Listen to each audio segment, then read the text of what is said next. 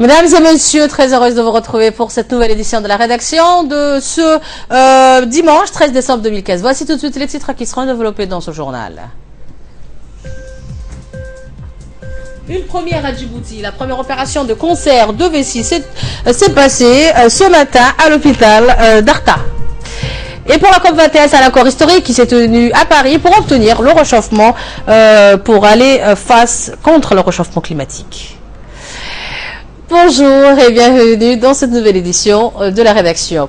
Sous la présidence du président de l'Assemblée nationale, Mohamed Ali Mohamed, la conférence de présidents s'est tenue aujourd'hui dans la salle de commission de l'hémicycle national.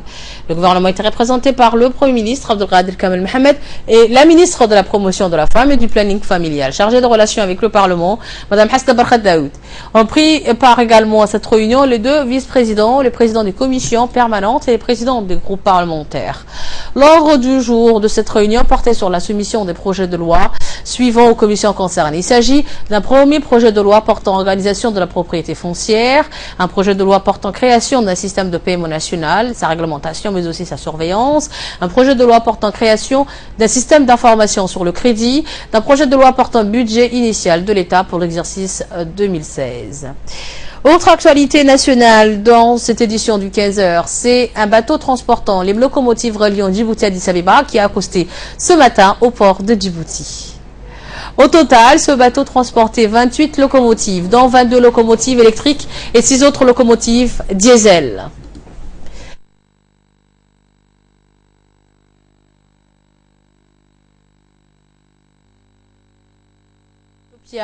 Et du côté djiboutien, le ministre de Transport, Ahmed Moussa Hassan, le directeur du transport maritime, du transport plutôt, Ali Ahmed Youssouf, et le directeur général du port de Djibouti, Saad Omar Ghele. Ce nouveau tronçon traversera principalement les villes de Djibouti et d'El Sabieh via les localités de Nagad, Holhol et d'Asbio avant de rejoindre le point de connexion avec les rails éthiopiens à la frontière de Galilée.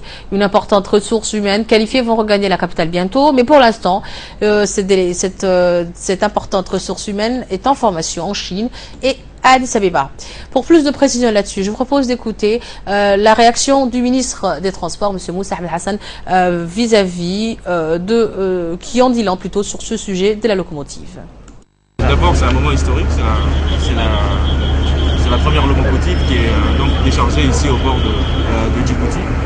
Un tel événement est toujours très rare.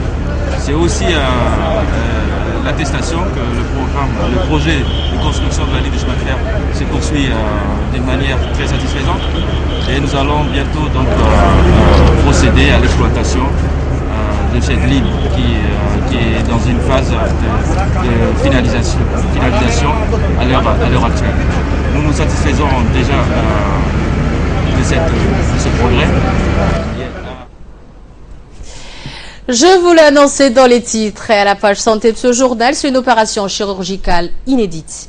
Une première à Djibouti qui a eu lieu à l'hôpital régional d'Arta, rétrocédée à la Caisse nationale de la sécurité sociale. Il s'agit d'une opération pour éliminer un cancer de la vessie à l'aide d'une technologie de pointe réalisée par une voie endoscopique. Autrement dit, pas d'ouverture du corps, tout se passe par voie endoscopique. La tumeur est ensuite détruite à l'aide du courant électrique. L'opération a été réalisée par un chirurgien urologue, Dr Hassan Abdelrahman, qui a fait ses études à Val-de-Grâce en France, appuyé par un anesthésiste réanimateur, Dr Arafat Youssouf, et le personnel médical de l'hôpital d'Arta. Rappelons que cet hôpital a été rétrocédé à la Caisse nationale de la sécurité sociale. L'opération a duré 1h30 et la tumeur cancéreuse a été détruite. Une réussite, explique l'urologue Dr Hassan Abdelrahman.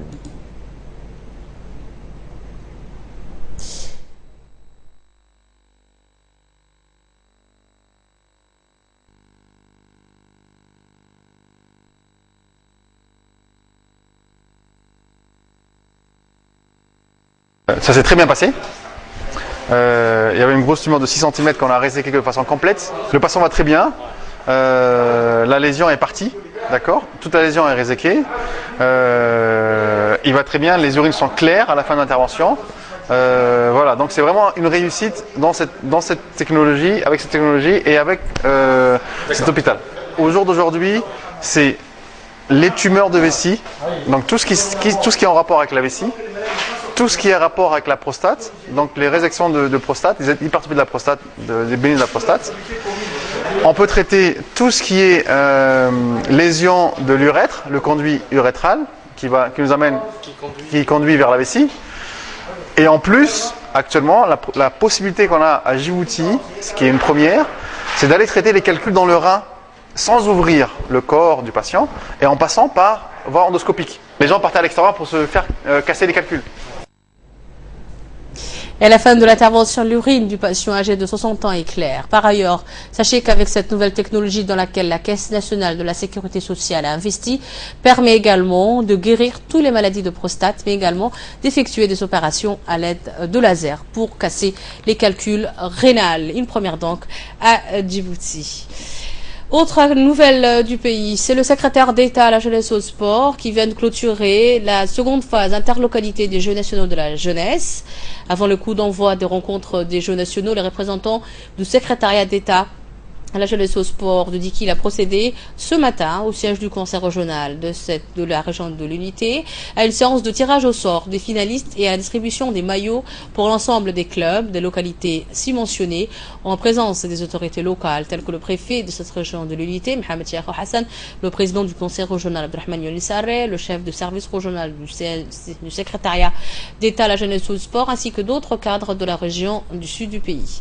Dans l'après-midi de jeudi à vendredi, les finalistes de l'ensemble des disciplines se sont affrontés avec des coups d'envoi lancés par le préfet adjoint de la préfecture, Fouad Obakar, le président du conseil régional, ainsi que des représentants du département du secrétariat d'État à la jeunesse et au sport. En fin de matinée de la finale de football, l'équipe de la localité d'As'ila a remporté la finale face à l'équipe de Hayou de Dikil par FC Harrou plutôt de Dikil par un score de 1-0.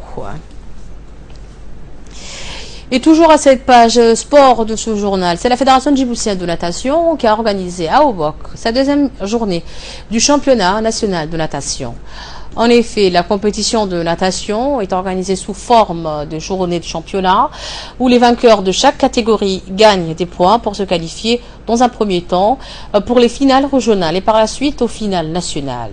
Ainsi, les meilleurs athlètes djiboutiens pourront avoir la chance de représenter leur pays aux compétitions internationales. Pour cette journée de compétition, les jeunes Obokois sont sortis en masse pour participer à leur discipline favorite sur le plan sportif. Plus nombreux que l'année dernière, les jeunes semblent suivre l'exemple de leur champion cadet.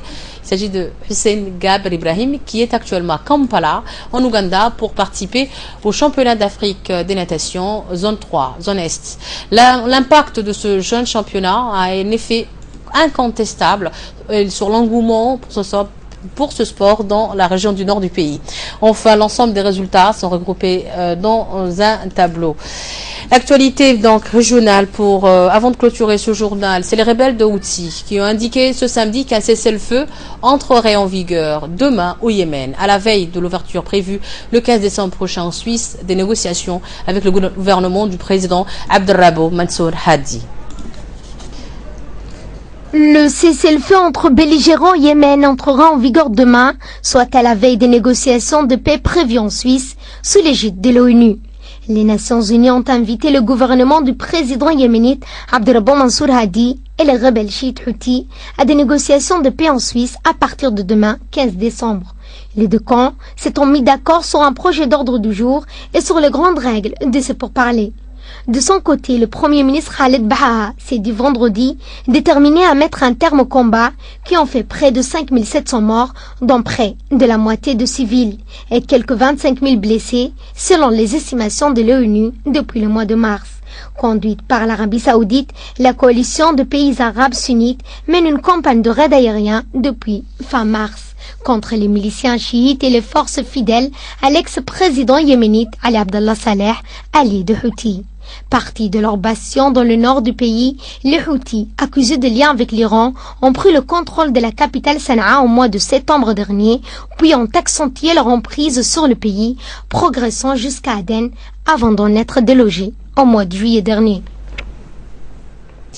C'est un accord sans précédent qui vient d'être adopté samedi à Paris par 195 pays pour lutter contre le réchauffement climatique, suscitant ainsi un tonnerre d'applaudissements à l'annonce de Laurent Fabius, le président de la COP21. Commentaire également.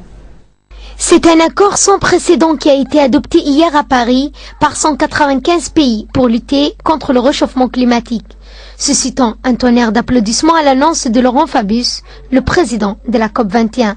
L'accord entérine l'objectif très ambitieux de contenir le réchauffement en deçà de 2 degrés Celsius. Mais ce pacte n'entrera en vigueur qu'en 2020, ce que déplorent certains experts au vu de l'urgence pour les pays les plus confrontés au dérèglement climatique. Il doit permettre de réorienter l'économie mondiale vers un modèle à bas carbone, ce qui implique un abandon progressif des ressources fossiles comme le charbon, le pétrole et le gaz. L'aide climat aux pays en développement doit atteindre 100 milliards de dollars annuels en 2020, un minimum appelé à être revu à la hausse. C'est une exigence forte des pays du Sud. C'est tout pour l'actualité de la rédaction, mais restez avec nous, bougez pas, une page pub plutôt, et c'est le minute de focus de Negat Fouad-Saïd qui suit juste.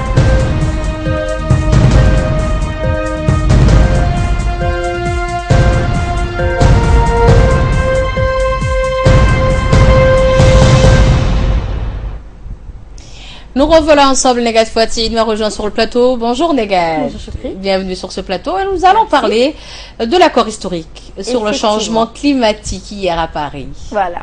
Donc un accord fort et ambitieux, on peut le dire, pour Barack Obama, une victoire de la justice climatique pour Modi, le président de l'Inde.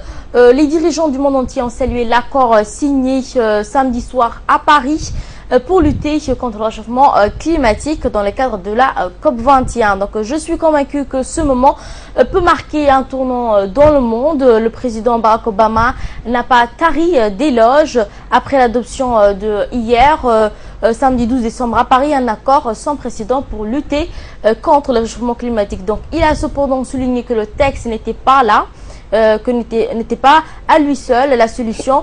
Aucun accord n'est parfait, y compris celle-ci, a-t-il martelé. Donc mais il établit le cadre durable dont le monde a besoin pour résoudre la crise climatique. Donc la meilleure chance contre le réchauffement climatique, il crée les mécanismes et l'architecture pour affronter ce défi de manière efficace, a-t-il ajouté, s'exprimant depuis la Maison Blanche quelques heures après la signature de l'accord. Donc cet accord représente la meilleure chance pour nous que nous avons de sauver la planète, la seule planète d'ailleurs dans laquelle nous disposons. De plus, il est un signal puissant pour dire que le monde est résolument tourné vers un avenir moins de carburant, ou encore a déclaré le président, jugeant que cela devrait être encouragé par les investissements et l'innovation dans les énergies propres, dans un rythme sans précédent. Voilà. Bien sûr, et ramener plutôt le thermomètre sur une 1.5, je veux dire. Voilà. Moins de 1.5. Moins d'1.5, voilà. Oui.